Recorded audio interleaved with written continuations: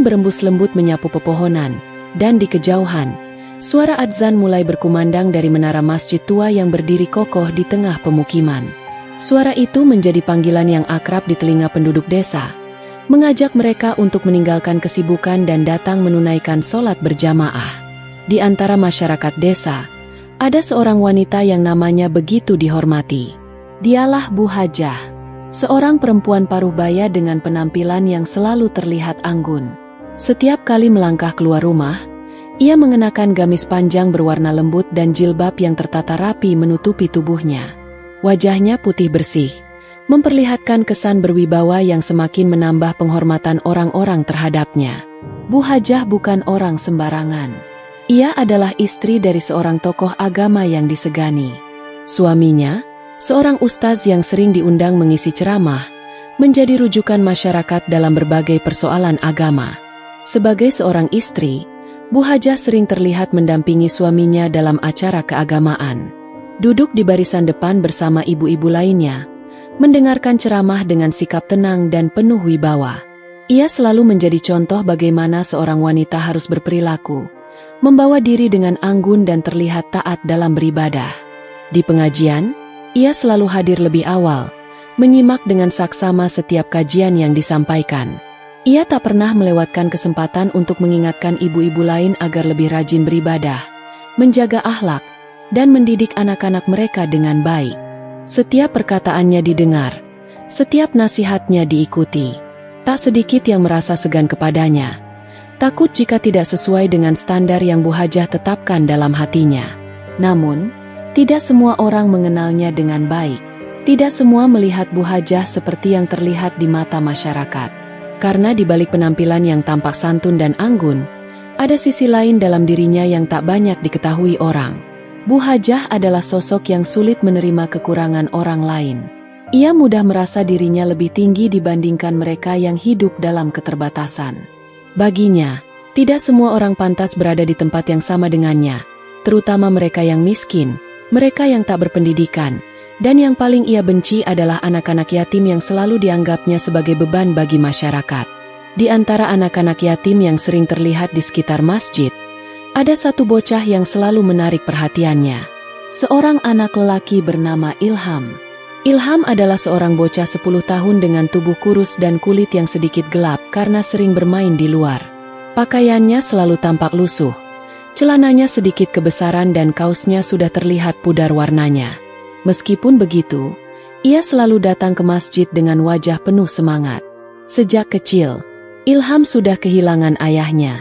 Ibunya hanya seorang buruh cuci, bekerja dari rumah ke rumah untuk menghidupi anak semata wayangnya. Meskipun hidup dalam keterbatasan, Ilham adalah anak yang rajin. Ia sering datang ke masjid lebih awal dibandingkan jamaah lainnya. Ia membersihkan lantai, merapikan sajadah, mengisi tempat wudhu dengan air bersih, bahkan membantu orang-orang tua yang kesulitan mengambil air wudhu. Namun, kebaikan Ilham justru mengusik Bu Hajah.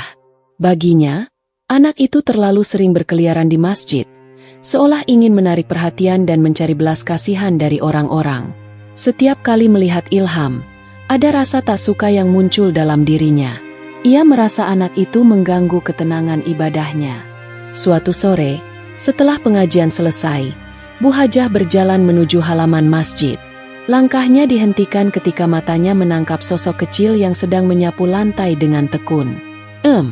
Dengan sedikit mendengus, ia melangkah mendekat. Tatapannya tajam, penuh ketidaksenangan. "Kau pikir masjid ini rumahmu sendiri?" Suara Bu Hajah terdengar dingin.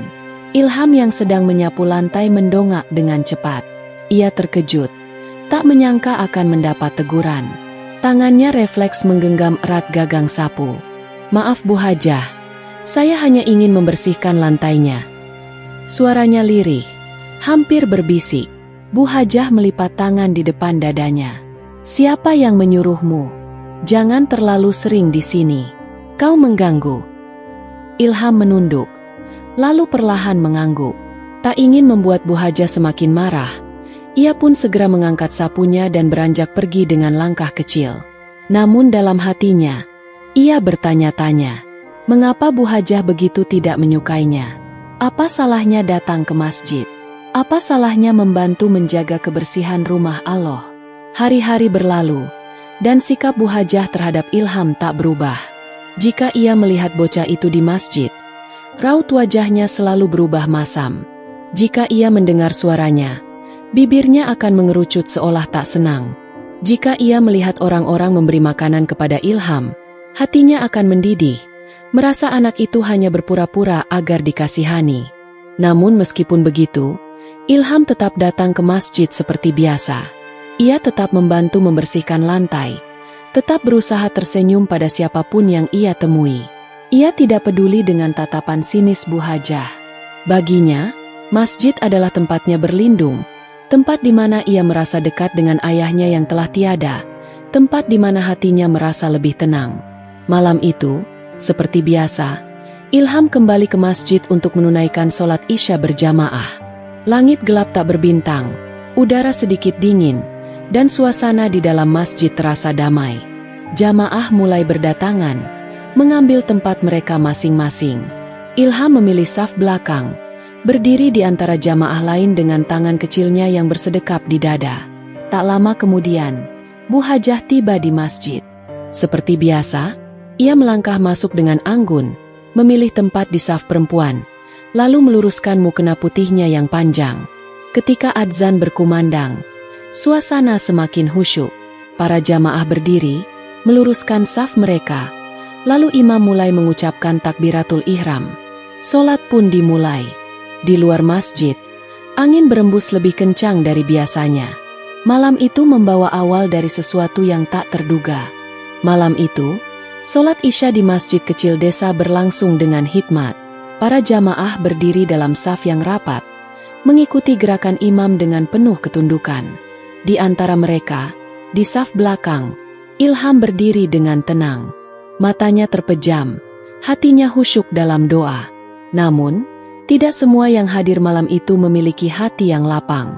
Di saf perempuan, di bagian depan, Bu Hajah berdiri dengan kepala tegak.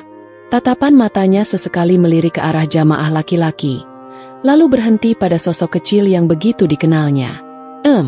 Bibirnya sedikit mengerucut.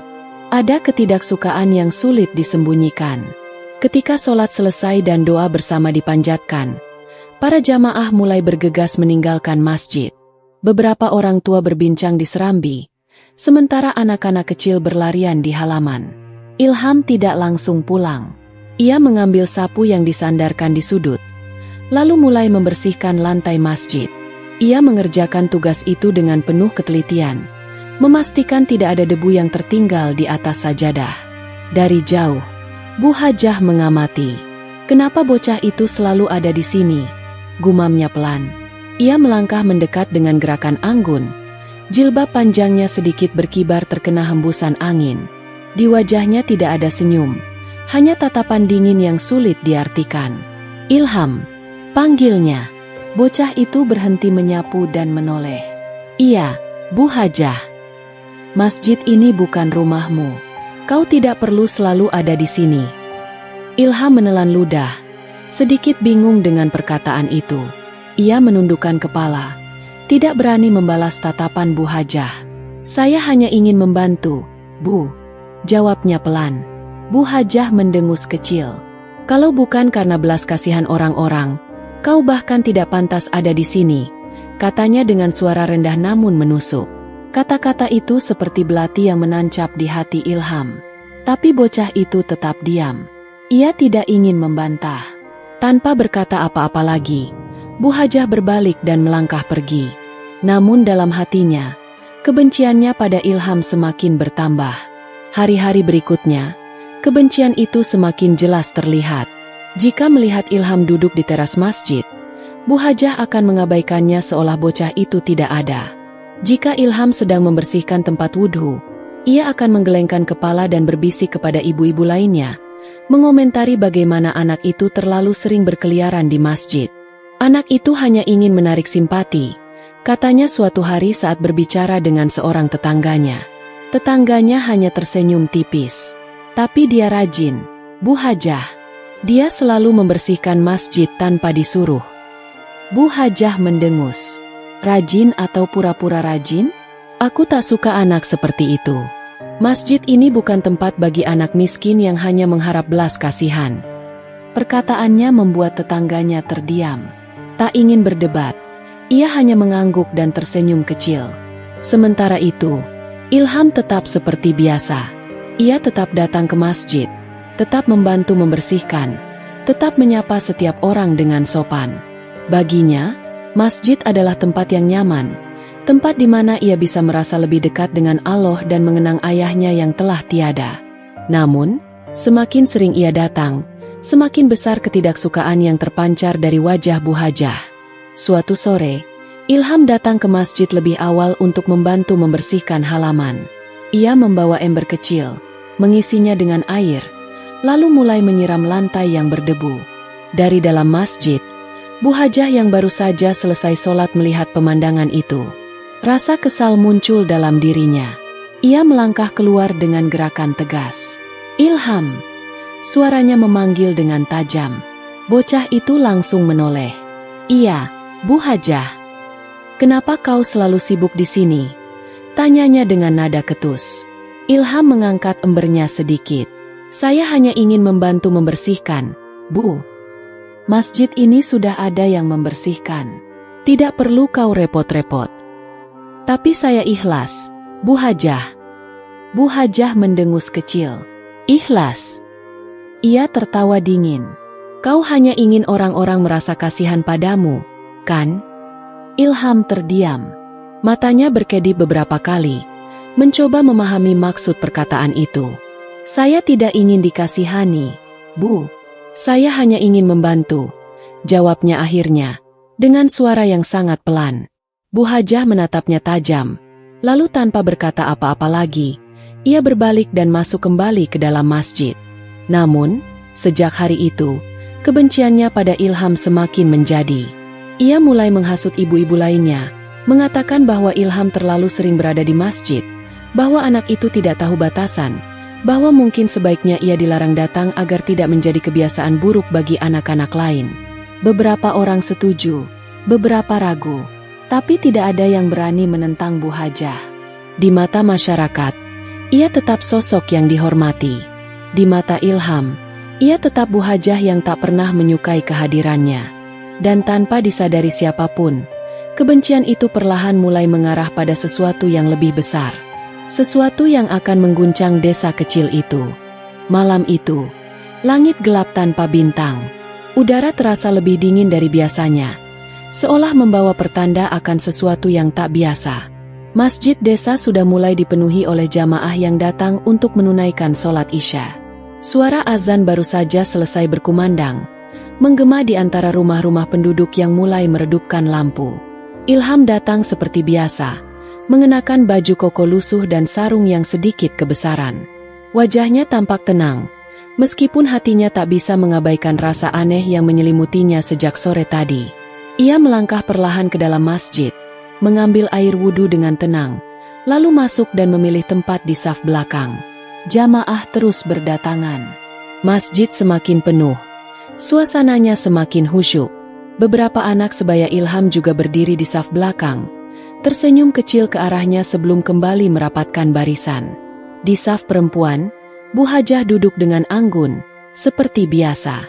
Ia membetulkan jilbabnya, melirik ke sekitar dengan mata penuh penilaian.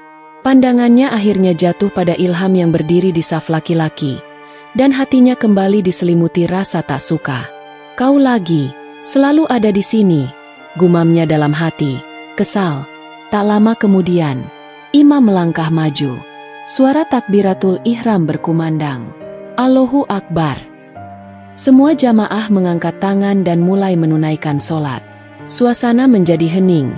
Hanya suara imam yang terdengar, mengalunkan ayat-ayat suci dengan lantunan yang syahdu. Ilham berdiri tegap, mengikuti setiap gerakan dengan penuh kehusyukan. Rakaat pertama berlalu dengan tenang. Semua masih dalam kondisi khusyuk.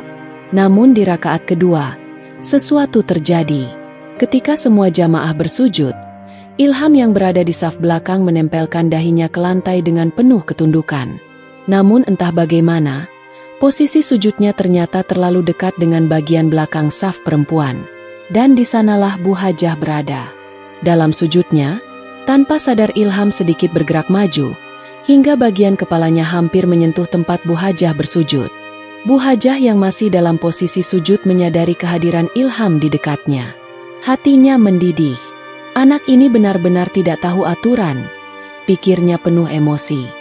Rasa kesalnya yang selama ini terpendam meledak begitu saja. Di tengah sholat yang masih berlangsung, tanpa ragu, tanpa pikir panjang, Bu Hajah mengangkat kakinya dan menghantam kepala Ilham dengan tumitnya. Duk!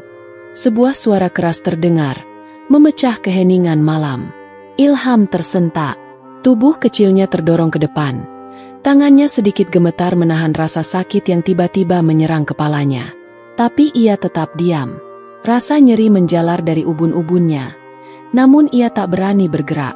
Hatinya ingin menangis. Ingin menoleh untuk melihat apa yang terjadi. Tapi sholat masih berlangsung. Ia harus tetap diam. Beberapa jamaah yang berada di dekatnya sempat mendengar suara itu. Tapi mereka masih dalam keadaan sujud. Tak ada yang bisa berbuat apa-apa. Imam terus melanjutkan sholat. Ilham tetap bersujud. Meskipun kepalanya berdenyut dan tubuhnya sedikit gemetar. Ia tidak ingin membuat kegaduhan di dalam masjid. Ia tetap menahan diri. Hingga akhirnya, sholat pun berakhir. Imam mengucapkan salam ke kanan dan kiri, diikuti oleh para jamaah lainnya. Saat itu, Ilham masih menunduk. Air matanya mulai menggenang di pelupuk mata, bukan hanya karena sakit yang dirasakannya, tapi juga karena perlakuan yang ia terima di dalam rumah Allah. Beberapa orang mulai bangkit dari tempat duduk mereka. Jamaah mulai berzikir, sementara yang lain merapikan sajadah. Bu Hajah, tanpa sedikit pun rasa bersalah, berdiri dengan anggun, membetulkan mukenanya, lalu melangkah pergi begitu saja. Seolah tidak terjadi apa-apa. Seolah tindakan tadi hanyalah sesuatu yang sepele. Ilham masih duduk di tempatnya. Tangannya terangkat ke kepalanya yang masih terasa nyeri. Ia mengusap perlahan, berharap rasa sakitnya akan berkurang. Tapi hatinya terasa jauh lebih sakit. Beberapa anak yang duduk di dekatnya mulai menyadari bahwa ada yang tidak beres. Ilham, kau kenapa? Bisik seorang anak. Ilham hanya menggeleng. Ia tak ingin mengadu. Ia tak ingin menimbulkan masalah. Tapi hatinya bertanya-tanya. Mengapa Bu Hajah begitu membencinya?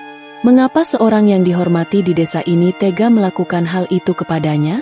Malam itu, Ilham meninggalkan masjid dengan langkah pelan. Kepalanya masih terasa sakit, tapi hatinya lebih perih. Ia tak tahu bahwa kejadian ini hanyalah awal dari sesuatu yang lebih besar. Malam itu, angin berhembus lebih dingin dari biasanya. Suara jangkrik di luar rumah Bu Hajah terdengar samar, seolah tenggelam dalam kesunyian yang menyesakkan. Di dalam kamarnya yang luas, Bu Hajah berbaring di atas kasurnya yang empuk, menarik selimut hingga ke dadanya. Tapi malam ini berbeda. Biasanya, setelah pulang dari masjid, ia akan tidur dengan nyenyak. Namun, kali ini, hatinya gelisah, matanya terpejam, tapi pikirannya masih melayang. Ada sesuatu yang mengganggunya, sesuatu yang membuat dadanya terasa sesak. Ia mencoba mengabaikannya. Namun, semakin ia memejamkan mata, semakin jelas bayangan Ilham muncul dalam benaknya. Suara hantaman keras saat kakinya mendarat di kepala bocah itu tiba-tiba terngiang di kepalanya. Ia bahkan bisa membayangkan ekspresi Ilham yang tersentak, tubuhnya yang gemetar menahan sakit, tapi tetap diam dalam sujud. Bu Hajah menggeleng, berusaha menepis bayangan itu. Ah, itu hanya anak yatim. Apa peduliku? Gumamnya dalam hati. Tapi hatinya justru semakin gelisah. Rasa kantuk yang tadi sempat datang perlahan menghilang.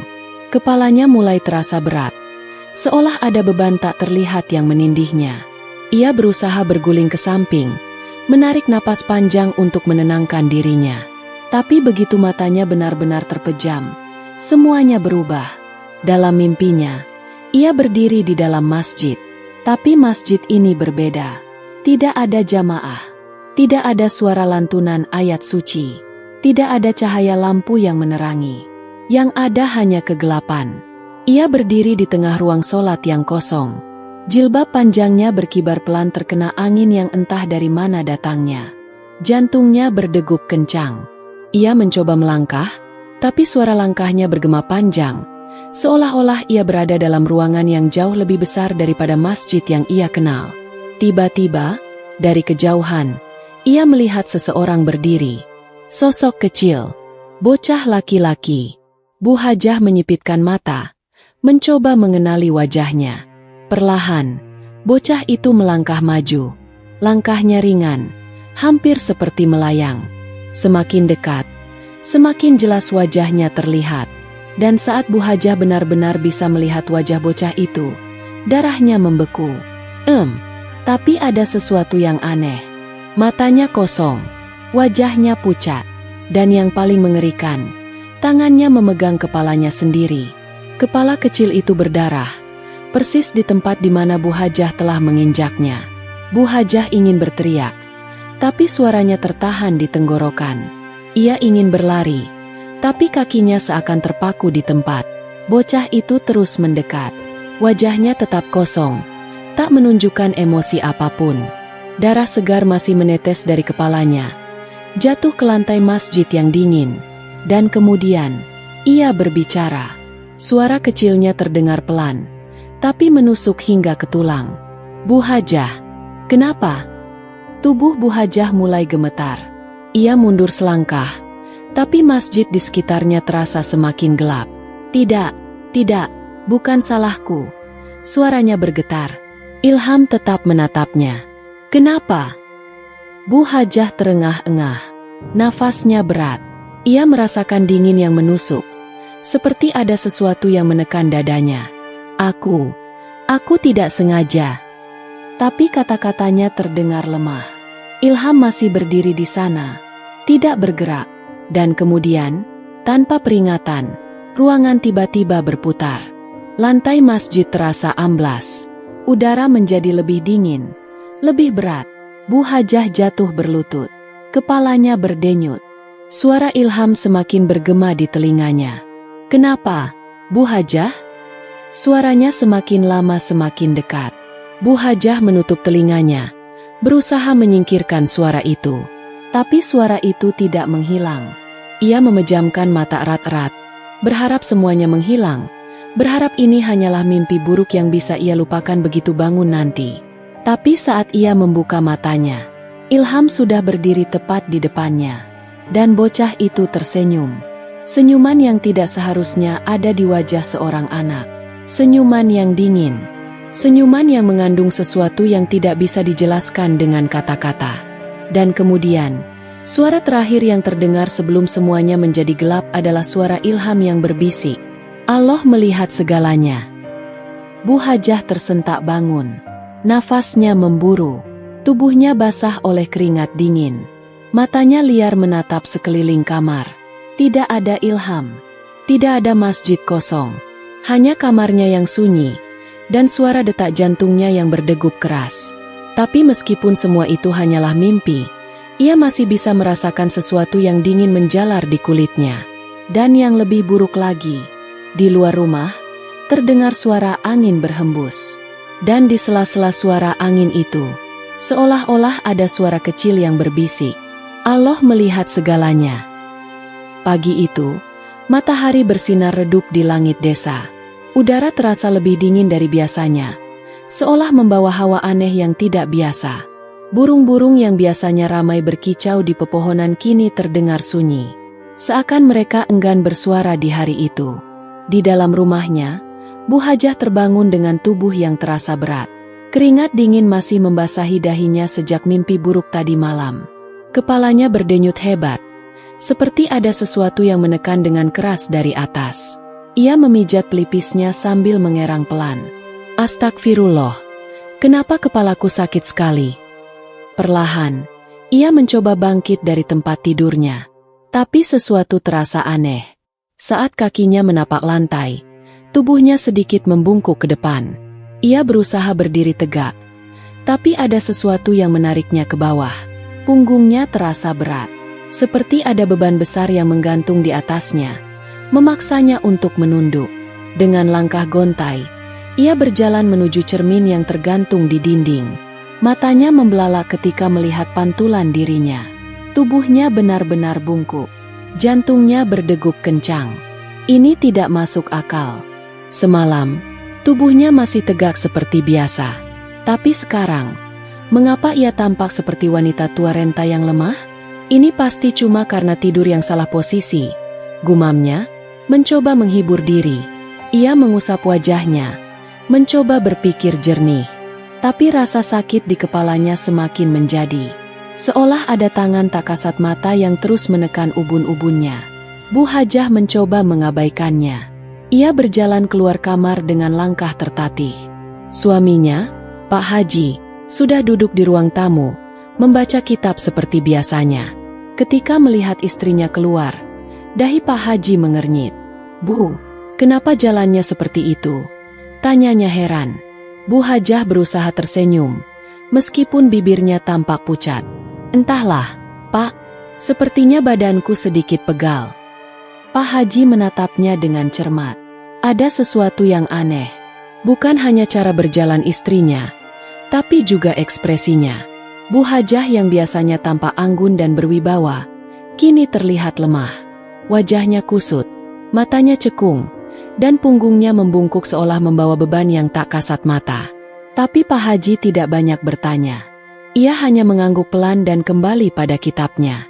Namun, berbeda dengan suaminya yang tak terlalu memperhatikan, para tetangga justru mulai membicarakan perubahan yang terjadi pada Bu Hajah. Saat ia keluar rumah untuk pergi ke pasar, orang-orang mulai memperhatikannya dengan pandangan penuh keheranan. "Kok Bu Hajah jalannya bungkuk gitu?" bisik seorang ibu pada temannya. "Iya, padahal kemarin masih sehat."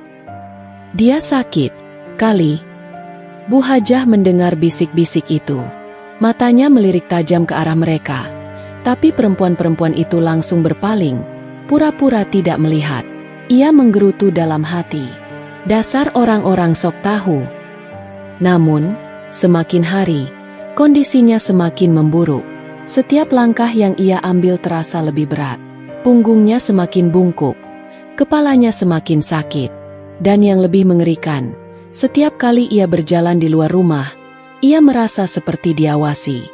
Seperti ada seseorang yang memperhatikannya dari kejauhan. Terkadang, di antara keramaian pasar, ia merasa ada sosok kecil berdiri di ujung gang, menatapnya. Saat ia menoleh, sosok itu menghilang. Namun, di saat yang lain, ketika ia melewati masjid, ia merasakan hawa dingin merayapi tubuhnya. Jantungnya berdetak lebih cepat. Dan di telinganya, samar-samar terdengar suara kecil. "Allah melihat segalanya." Bu Hajah tersentak. Ia menoleh ke kanan dan kiri, mencari sumber suara itu. Tapi tidak ada siapa-siapa. Hanya ada udara dingin yang menyelinap di antara bangunan, menusuk kulitnya yang mulai merinding. "Ah, ini pasti hanya perasaanku saja," gumamnya, mencoba menenangkan diri. Namun, semakin ia berusaha mengabaikannya, semakin sering suara itu terdengar. Hingga suatu malam, sesuatu yang lebih mengerikan terjadi. Malam itu, Bu Hajah terbangun tiba-tiba. Nafasnya memburu, kepalanya berdenyut hebat, lebih sakit dari sebelumnya. Tapi ada sesuatu yang lebih mengerikan. Saat ia mencoba bangun dari tempat tidur, ia menyadari sesuatu yang membuat darahnya membeku. Ia tidak bisa berdiri, punggungnya terasa lebih berat, kakinya lemas, tidak mampu menopang tubuhnya sendiri. Dengan panik, ia meraba-raba sekeliling, mencoba mencari pegangan. Saat tangannya menyentuh dinding, ia menoleh ke arah cermin yang tergantung di seberang kamar. Dan di sanalah ia melihat sesuatu yang membuatnya hampir berteriak. Pantulan dirinya sedang berlutut di lantai. Padahal ia yakin, ia masih dalam posisi duduk di tempat tidur. Tapi di dalam cermin, ia sudah tersungkur, kepalanya menempel ke lantai, seperti seseorang yang dipaksa bersujud. Tangannya gemetar. Ia mencoba menoleh ke belakang, memastikan posisi tubuhnya. Dan saat ia menoleh kembali ke cermin, pantulan itu menatapnya. Matanya kosong, dan dari bibirnya yang pucat, terdengar suara pelan, mengerikan. Allah melihat segalanya. Bu Hajah menjerit. Suaminya terbangun, tergopoh-gopoh menghampiri. Bu, ada apa? Bu Hajah hanya bisa menangis. Tubuhnya gemetar hebat.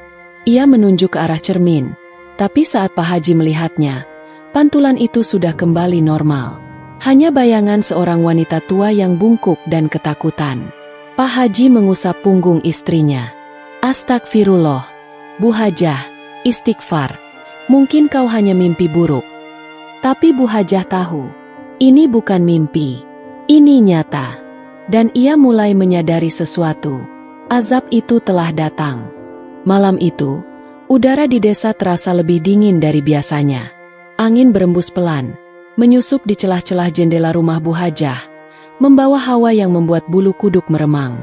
Bu Hajah duduk di kamarnya dengan tubuh menggigil. Selimut tebal sudah membungkusnya, tapi rasa dingin tetap merayap ke tulang. Kepalanya masih berdenyut hebat. Punggungnya semakin bungkuk, membuatnya sulit untuk bergerak bebas. Namun, yang membuatnya lebih tersiksa bukan hanya rasa sakit itu, melainkan rasa takut yang mulai menguasai pikirannya. Ia tidak bisa melupakan kejadian semalam. Pantulan dirinya di cermin yang tampak bersujud paksa. Suara berbisik yang menggema di telinganya. Semua itu membuatnya tidak bisa tidur dengan tenang. Ia memejamkan mata, mencoba beristighfar dalam hati. Tapi tiba-tiba, sesuatu yang lebih mengerikan terjadi. Sebuah suara lirih terdengar di dalam rumah.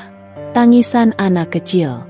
Pelan, memilukan, seperti seseorang yang tengah tersesat dan meratap dalam kesedihan. Bu Hajah langsung membuka mata lebar-lebar. Nafasnya tertahan. Suara itu jelas berasal dari dalam rumahnya.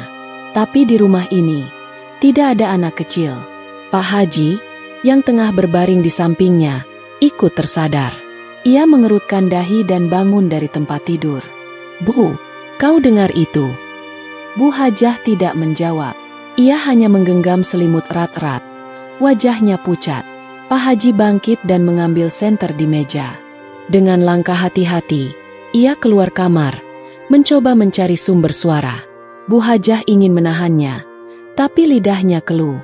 Tangisan itu semakin jelas, terdengar dari ruang tamu. Pak Haji berjalan pelan, menyusuri lorong rumah yang gelap. Dengan tangan gemetar, ia menyorotkan senter ke arah ruang tamu. Kosong, tidak ada siapapun di sana. Namun, suara tangisan itu masih terdengar. Meski samar, seolah berasal dari tempat yang lebih dalam. Pak Haji melangkah ke arah dapur. Namun, belum sampai ke sana, tiba-tiba sesuatu terjadi. Bruk! Pintu kamar Bu Hajah bergetar keras. Seperti ada sesuatu yang menghantamnya dari luar. Bu Hajah menjerit tertahan. Pak Haji bergegas kembali ke kamar, membuka pintu dengan cepat. Bu, kau tidak apa-apa. Bu Hajah hanya bisa menggeleng, wajahnya ketakutan. Pak Haji melangkah masuk, menutup pintu dan menguncinya rapat. Tapi ketenangan itu hanya bertahan sebentar. Sebab, beberapa saat kemudian, tangisan itu terdengar lagi. Tapi kali ini, lebih dekat. Pak Haji menyalakan lampu kamar. Ia menatap sekeliling, mencari sesuatu yang mungkin tidak beres. Namun, yang terlihat hanya kamar mereka seperti biasa. Tidak ada tanda-tanda keanehan. Tapi Bu Hajah tahu, ada sesuatu di sini. Sesuatu yang tidak bisa mereka lihat. Bu Hajah mulai menangis ketakutan. Ia menggenggam tangan suaminya erat-erat. Pak, ada yang tidak beres. Aku takut. Pak Haji menghela napas berat. Ia pun mulai merasa ada sesuatu yang aneh. Tapi ia mencoba menenangkan istrinya. Sudah, kita perbanyak istighfar. Mungkin ini hanya gangguan syaitan. Namun, sebelum ia bisa menyelesaikan kalimatnya, suara itu berhenti. Hening, seperti tidak pernah ada yang menangis sebelumnya. Namun, justru itulah yang membuat suasana semakin mencekam. Karena keheningan yang terlalu mendadak justru lebih menyeramkan daripada suara apapun. Pak Haji menelan ludah. Ia merasa ada sesuatu yang mengawasi mereka, meski tidak tampak di mata. Sementara itu, Bu Hajah menggigil dalam diam. Ia tahu, Suara itu bukan berasal dari syaitan biasa. Ini lebih dari sekadar gangguan. Ini adalah sesuatu yang nyata. Sesuatu yang memiliki dendam. Dan Bu Hajah mulai sadar. Ia sedang dihantui. Oleh siapa? Ia tidak berani menebaknya. Tapi di dalam hatinya, ia sudah tahu jawabannya. Pagi itu, matahari tampak enggan bersinar penuh. Langit kelabu, seolah ikut muram dengan suasana yang semakin mencekam di rumah Bu Hajah. Sejak malam penuh teror itu, tubuhnya semakin lemah. Rasa sakit di kepala dan punggungnya bertambah parah. Kini, ia bahkan kesulitan berjalan tanpa bantuan. Wajahnya semakin pucat, matanya cekung. Namun, yang paling mengerikan adalah punggungnya yang kian membungkuk. Seakan ada sesuatu yang terus menekannya ke bawah. Bu Hajah mulai takut. Ia jarang keluar rumah, memilih berdiam diri di dalam, berharap semuanya akan berlalu.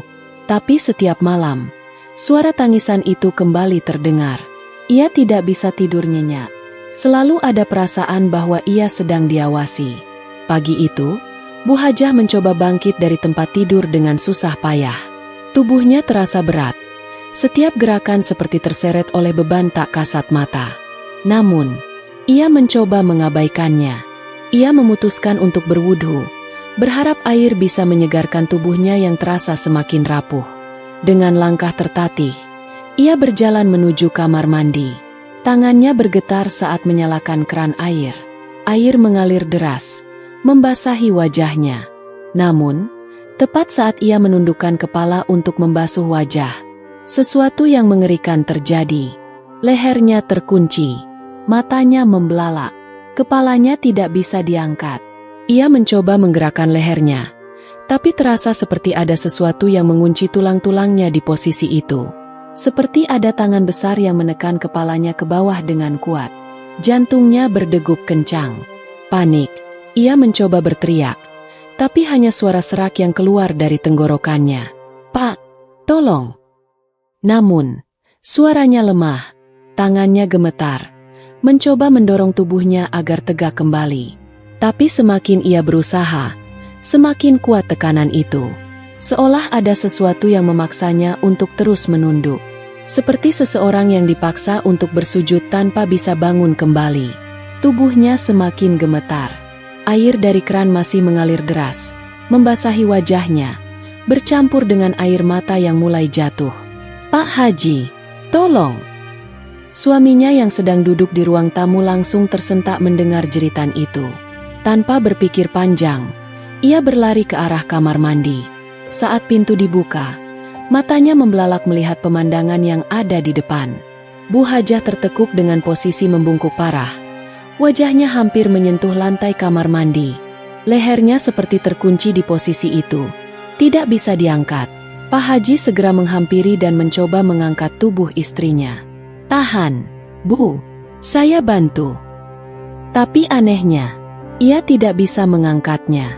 Seolah ada kekuatan tak terlihat yang menahan tubuh Bu Hajah tetap dalam posisi itu. Astagfirullah. Ya Allah, apa yang terjadi? Anak-anak mereka yang mendengar kegaduhan berlari ke kamar mandi. "Umi kenapa? Abi?" teriak putri sulung mereka, melihat ibunya dalam kondisi mengenaskan. Pak Haji mulai panik. Ia meminta anak-anaknya untuk membantunya menarik tubuh Bu Hajah agar bisa tegak kembali. Tapi, mereka tidak bisa menggerakkannya sama sekali. Bu Hajah mulai menangis terseduh-seduh. "Pak, tolong aku, sakit." Tubuhnya gemetar hebat, keringat dingin membasahi sekujur wajahnya. Namun, semakin mereka berusaha menariknya, semakin kuat tekanan yang menahannya. Dan di tengah kepanikan itu, sebuah suara terdengar, pelan, tapi jelas. Suara yang selama ini menghantuinya. Allah melihat segalanya. Bu Hajah tersentak, matanya membelalak, napasnya tersengal. Suara itu, ia mengenalnya. Tapi kali ini, suara itu terdengar lebih dekat. Seolah seseorang sedang berdiri tepat di belakangnya. Pak Haji dan anak-anaknya tidak mendengar apa-apa. Mereka hanya melihat Bu Hajah yang tiba-tiba membeku. Wajahnya penuh ketakutan. Namun, di dalam pikirannya, Bu Hajah melihat sesuatu. Sebuah bayangan kecil. Sosok seorang anak berdiri di belakangnya. Dengan mata kosong dan kepala berdarah. Bu Hajah ingin menjerit. Tapi suaranya terhenti di tenggorokan. Tubuhnya lunglai. Seluruh tenaganya seakan terkuras habis. Dan pada saat itu, sesuatu terjadi pada tubuhnya. Lehernya masih terkunci. Tapi kali ini, punggungnya semakin membungkuk. Lebih rendah, hingga akhirnya, DAG, keningnya menyentuh lantai kamar mandi. Dan anehnya, ia tidak bisa bangun lagi. Pak Haji sudah kehabisan akal. Tubuh istrinya masih terkunci dalam posisi membungkuk. Lehernya tak bisa diangkat. Dan kini dahinya benar-benar menempel di lantai. Bu Hajah merintih. Tangisnya pilu. "Pak, tolong, sakit." Namun, tak ada yang bisa mereka lakukan. Pak Haji tahu, ini bukan sakit biasa. Ini bukan penyakit. Ini bukan sekadar kelelahan. Ini adalah azab. Dengan tergesa, ia mengutus anaknya untuk memanggil seorang ustaz dari desa sebelah. Ustaz Rahman adalah seorang alim yang dihormati. Dikenal dengan ilmunya yang luas, ia sering diminta menangani orang-orang yang mengalami gangguan aneh. Ketika anak Pak Haji datang dengan napas tersengal, Ustaz Rahman segera bergegas. Sesampainya di rumah Bu Hajah, wajahnya langsung berubah serius melihat kondisi perempuan itu. Bu Hajah masih dalam posisi membungkuk. Napasnya tersengal, tubuhnya gemetar. Pak Haji memohon, suaranya bergetar. "Ustaz, tolong istri saya." Ustaz Rahman tidak langsung menjawab. Matanya tajam menatap Bu Hajah, seolah melihat sesuatu yang tak terlihat oleh orang lain. Ia menghela napas panjang, lalu mendekati perempuan yang masih tertekuk di lantai. "Bu Hajah," panggilnya dengan suara tenang. Perlahan, Bu Hajah mengangkat matanya yang penuh air mata. Wajahnya dipenuhi ketakutan. Ustaz Rahman duduk bersila di depannya. Ia membuka Al-Quran kecil yang selalu dibawanya, lalu mulai membaca ayat-ayat suci dengan suara lantang. "A'udzubillahi minasyaitonir rojim." Suara itu menggema di ruangan, membawa getaran yang aneh. Baru beberapa ayat dibacakan, tiba-tiba tubuh Bu Hajah mulai bergetar. Napasnya memburu, tangan dan kakinya kejang-kejang. Lalu, ark. Bu Hajah menjerit keras. Pak Haji dan anak-anaknya tersentak. Bu Hajah menggeleng-gelengkan kepala, seolah ada sesuatu yang menyiksanya dari dalam. Tangannya mencakar lantai. Suaranya berubah menjadi isakan yang memilukan. "Lepaskan aku, tolong." Namun, semakin ia menangis, semakin kuat tekanan di kepalanya. Lehernya seperti dihimpit sesuatu yang tak terlihat, membuatnya semakin menunduk. Ustaz Rahman tetap tenang. Ia melanjutkan bacaan ayat suci dengan suara lebih lantang. Hingga akhirnya, di tengah jeritan itu, Bu Hajah berteriak sesuatu yang mengejutkan semua orang. "Ampun, aku tidak sengaja." Tangisnya pecah, tubuhnya menggigil hebat. Matanya menatap Ustaz Rahman dengan penuh ketakutan. "Ustaz, tolong aku." Ustaz Rahman menghentikan bacaannya. Ia menatap perempuan itu dalam-dalam. "Tidak sengaja?" ulangnya dengan nada tajam. Bu Hajah mengangguk dengan panik. "Aku tidak sengaja. Aku tidak sengaja menginjaknya." Pak Haji dan anak-anaknya saling berpandangan, bingung. "Injak siapa, Bu?" tanya Pak Haji. Suaranya gemetar. Bu Hajah menutup wajahnya dengan tangan. Tubuhnya makin bergetar. "Ilham." Seketika, ruangan menjadi sunyi. Pak Haji merasa dadanya sesak. Anak-anak mereka menutup mulut, terkejut. Bu Hajah menangis terseduh-seduh. Aku tidak tahan. Setiap malam aku melihatnya. Setiap malam dia berdiri di belakangku. Aku tidak kuat lagi." Tubuhnya bergetar. Ketakutannya semakin menjadi-jadi. Ustaz Rahman menarik napas panjang. Kini semuanya jelas. Ini bukan gangguan jin biasa. Bukan sihir. Ini adalah hukuman. Ustaz Rahman menutup Al-Qurannya. Lalu ia menatap Bu Hajah dengan sorot mata yang tajam. Bu Hajah, perbuatanmu telah menyakiti seorang anak yatim. Suasana di ruangan itu semakin menegang. Bu Hajah menggeleng-gelengkan kepala. Air matanya semakin deras. Tapi aku tidak sengaja. Aku hanya kesal. Aku tidak berpikir. Aku. Kalimatnya terputus. Karena tiba-tiba, tekanan di kepalanya semakin kuat. Lehernya seperti semakin dihimpit. Membuatnya semakin tertekuk ke bawah. Bu Hajah mulai terisak kesakitan. Tolong aku. Ampun. Namun, tekanan itu tidak berhenti. Seolah-olah sesuatu tidak terima dengan pengakuannya. Seolah-olah, azabnya belum cukup. Pak Haji menangis melihat istrinya dalam keadaan seperti ini. Apa yang harus saya lakukan, Ustaz? Tanyanya dengan suara bergetar. Ustaz Rahman diam sejenak. Lalu ia berkata pelan, tapi tegas. Kalian harus mencari keluarga Ilham. Pak Haji menatapnya tak percaya. Maksud Ustaz? Ustaz Rahman menghela napas. Hanya ada satu jalan untuk menghentikan ini. Ia menatap Bu Hajah yang masih tersungkur di lantai. Kalian harus meminta maaf kepada keluarganya dan mendoakan Ilham dengan sungguh-sungguh. Pak Haji menelan ludah. Anak-anaknya saling berpandangan. Mereka tahu tidak ada pilihan lain. Dan di saat itu, dari sudut ruangan, suara tangisan kecil terdengar lagi. Pelan, hampir tak terdengar. Namun, kali ini, Bu Hajah bukan satu-satunya yang mendengarnya.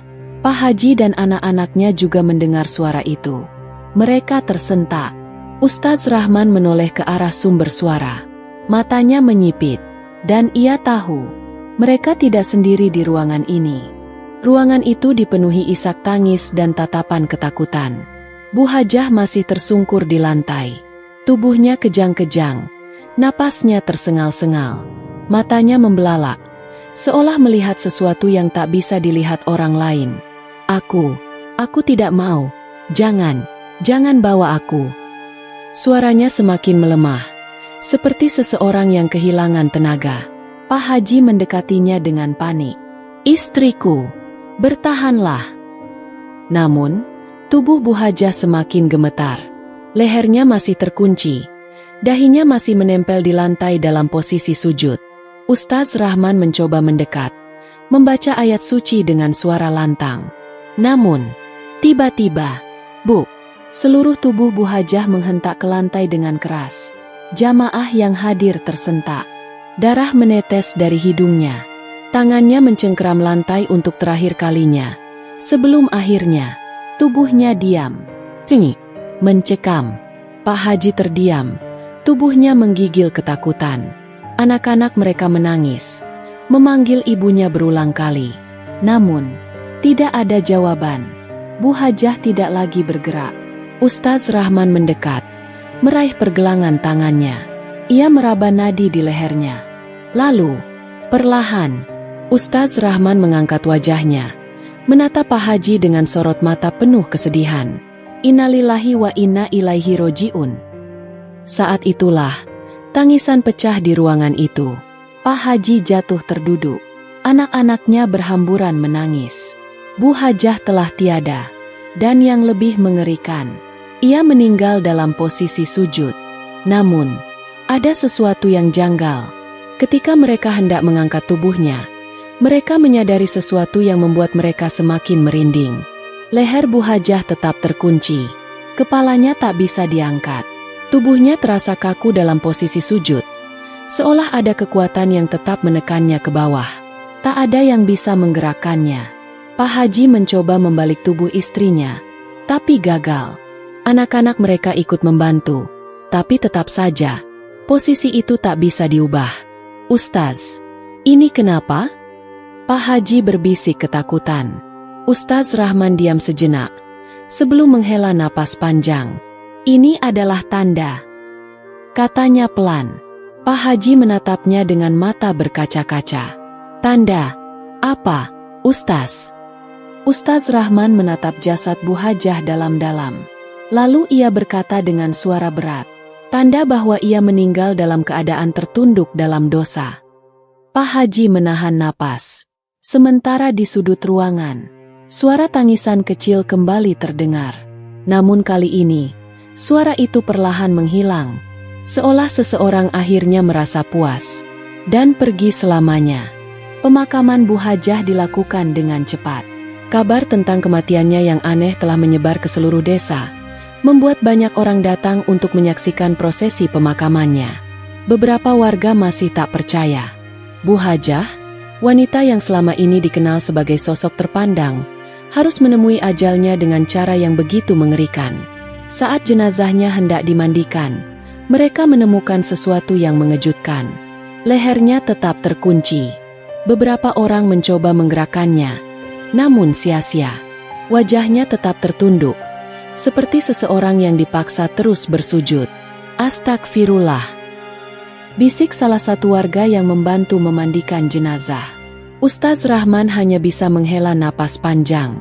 Apapun yang terjadi, kita tetap harus menghormatinya sebagai jenazah. Mari kita selesaikan semuanya secepat mungkin. Mereka akhirnya membungkus Bu Hajah dengan kain kafan tanpa mengubah posisinya. Saat diturunkan ke liang lahat, tubuhnya tetap dalam keadaan membungkuk. Bahkan hingga tanah mulai menutupi jasadnya, posisinya tetap sama. Beberapa warga yang menyaksikan pemakaman itu saling berbisik. Kenapa jenazahnya tidak bisa diluruskan? Aku dengar dia meninggal setelah mengaku menginjak kepala Ilham. Astagfirullah, kalau benar begitu, ini benar-benar peringatan dari Allah. Pak Haji hanya bisa menundukkan kepala. Hatinya hancur. Istrinya telah pergi. Namun, rasa bersalah yang mengikutinya terasa lebih menyakitkan. Seharusnya, ia lebih peka terhadap sikap istrinya selama ini. Seharusnya, ia lebih cepat menyadari sebelum semuanya terlambat. Setelah pemakaman selesai, warga perlahan membubarkan diri. Namun, ada satu hal yang segera menjadi buah bibir di desa itu. Tanah kuburan Bu Hajah selalu basah. Hari demi hari berlalu. Namun, setiap kali seseorang melewati makamnya, tanah di atasnya tak pernah mengering. Bahkan saat musim panas datang dan tanah di sekitar makam lainnya tampak retak karena terik matahari, makam Bu Hajah tetap basah, seolah ada air yang terus merembes dari dalam. Aneh sekali, tidak pernah ada hujan, tapi tanahnya selalu begini, bisik seorang warga. Yang lebih mengerikan lagi, beberapa orang yang melewati makam itu saat malam hari mengaku mendengar suara rintihan lirih. Seperti suara seorang wanita yang menangis pelan. Seperti seseorang yang menyesali sesuatu yang tak bisa diperbaiki lagi. Dan sejak itu, tak ada lagi yang berani menyepelekan anak yatim di desa itu. Orang-orang mulai lebih berhati-hati dalam bersikap. Mereka sadar, doa seorang anak yatim bisa menjadi berkah. Namun, jika disakiti, doa mereka bisa menjadi sesuatu yang lebih dahsyat dari yang bisa dibayangkan manusia. Pak Haji menghabiskan sisa hidupnya dalam penyesalan. Ia lebih sering berada di masjid, mendekatkan diri kepada Allah. Setiap hari, ia selalu menyempatkan diri untuk mendoakan almarhumah istrinya. Namun, ia tahu, ada hal-hal yang tak bisa diubah lagi. Dan di suatu malam, saat ia menutup matanya untuk tidur, ia merasa seperti mendengar suara lirih di telinganya. Sebuah suara yang begitu familiar. "Pak, tolong aku." Pak Haji tersentak bangun. Dadanya berdebar. Namun, saat ia melihat sekeliling, tak ada siapa-siapa di sana. Hanya kesunyian dan bayangan penyesalan yang tak akan pernah bisa hilang. Hikmah dari kisah ini, jangan meremehkan anak yatim. Allah sangat memuliakan anak yatim. Barang siapa yang menyakiti mereka, maka ia telah mengundang kemurkaannya. Sebaliknya, barang siapa yang menyayangi dan membantu mereka, maka keberkahan hidup akan mengiringinya. Kesombongan hanya akan membawa kehancuran. Kesombongan adalah awal dari kehancuran. Tidak ada manusia yang lebih tinggi derajatnya di hadapan Allah selain yang bertakwa. Kesombongan hanya akan menutup hati dan mengundang azabnya. Jangan pernah menginjak yang lemah, karena doa mereka bisa lebih kuat dari amarah manusia. Bantu dan sayangi anak yatim, karena di dalam senyuman mereka ada keberkahan hidupmu. Maka adapun anak yatim, janganlah engkau berlaku sewenang-wenang terhadapnya. Quran Surat Ad-Duha 9. Dan janganlah kamu berjalan di muka bumi ini dengan sombong, karena sesungguhnya kamu sekali-kali tidak akan dapat menembus bumi dan tidak akan mampu menjulang setinggi gunung. Quran Surat Al-Isra 37.